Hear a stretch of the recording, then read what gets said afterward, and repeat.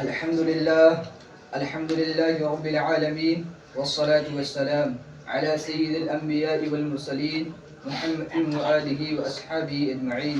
أما بعد، يا أيها الذين آمنوا ادخلوا في السلم كافة ولا تتبعوا خطوات الشيطان إنه لكم عدو مبين. صدق اللہ العظیم. جناب صدر اور حاضرین مجلس، ابھی میں نے آپ حضرات کے سامنے قرآن کریم کی ایک آیت تلاوت کی ہے جس کا ترجمہ یہ ہے: اے مومنو، اسلام پر پورے داخل ہو جاؤ اور شیطان کے نقش قدم کی پیروی مت کرو کیونکہ وہ تمہارا کھلا ہوا دشمن ہے. برادران ملت، آج ہم نے شیطان کے نقش قدم پر چلنے کی ٹھان لی ہے.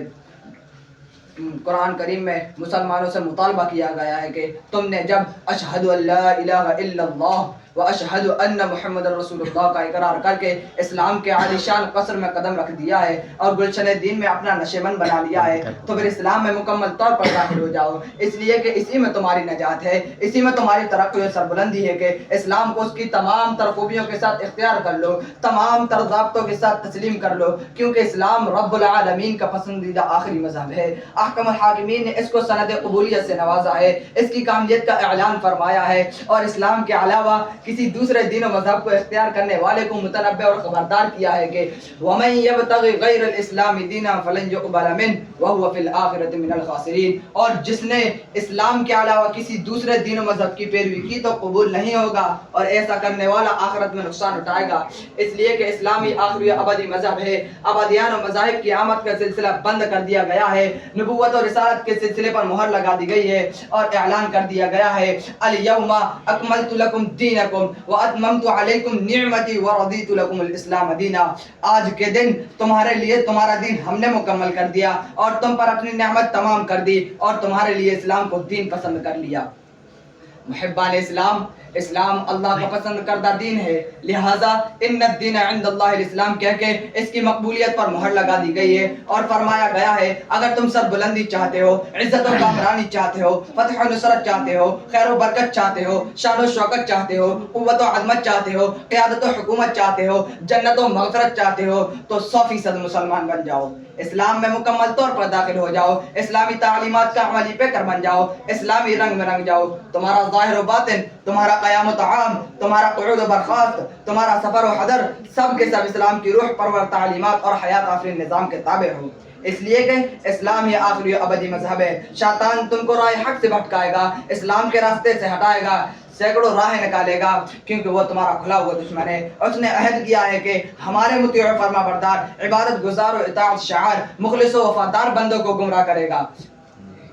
عبادت گزار و اطاعت شعار، مخلص و وفادار بندوں کو گمراہ کرے گا کیونکہ اس کو یہ پسند نہیں کہ تمہارا سر ہمارے دربار عالی شان میں خم ہو، تمہاری راتیں ہمارے جہاد فی سبیل اللہ میں گزرے، تمہارا دن جہاد فی سبیل اللہ میں گزرے، تمہارے ہاتھ دین کی حمایت میں بلند ہو. وہ تو تم کو اسلام کے نام پر ہی گمراہ کرے گا، قبروں پر سجدہ کرائے گا اور کہے گا یہ کفر نہیں، یہ تو سجدہ تعظیمی ہے، ویسا ہی جیسا کہ ملائکہ نے حضرت آدم کو کیا تھا. اور پیروں کی مزارات پر لے جائے گا، مرادیں منگوائے گا، مرغ ذبح کرائے گا، چادریں چڑھوائے گا، نیاز فاتحہ کرائے گا اور کہے گا یہ تو اظہار عقیدت و محبت ہے.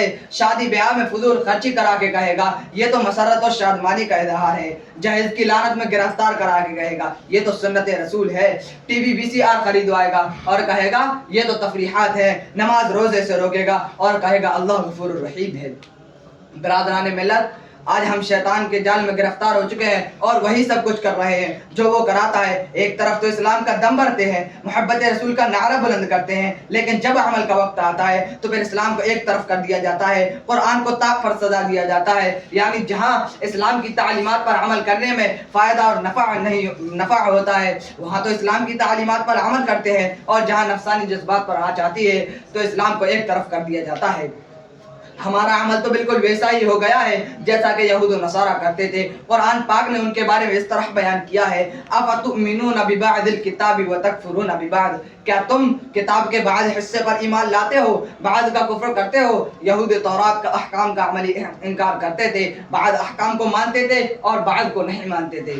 معزز سامعین، آج مسلمانوں پر نکبت و ذلت کے بادل چھائے ہوئے ہیں، محکومیت و مغلوبیت کی فضا طاری ہے، باوجود ہے کہ قرآن پاک میں ان کے بارے میں عزت و عظمت کا وعدہ کیا گیا ہے، وَلَا تَهِنُوا وَلَا تَحْزَنُوا وَأَنْتُمُ الْأَعْلَوْنَ إِن كُنتُم مُؤْمِنِينَ، کہ پست ہمت اور غمگین مت رہو، تم ہی سربلند رہو گے اگر تم مؤمن رہے۔ وآخر دعوانا ان الحمد للہ رب العالمین۔ السلام علیکم۔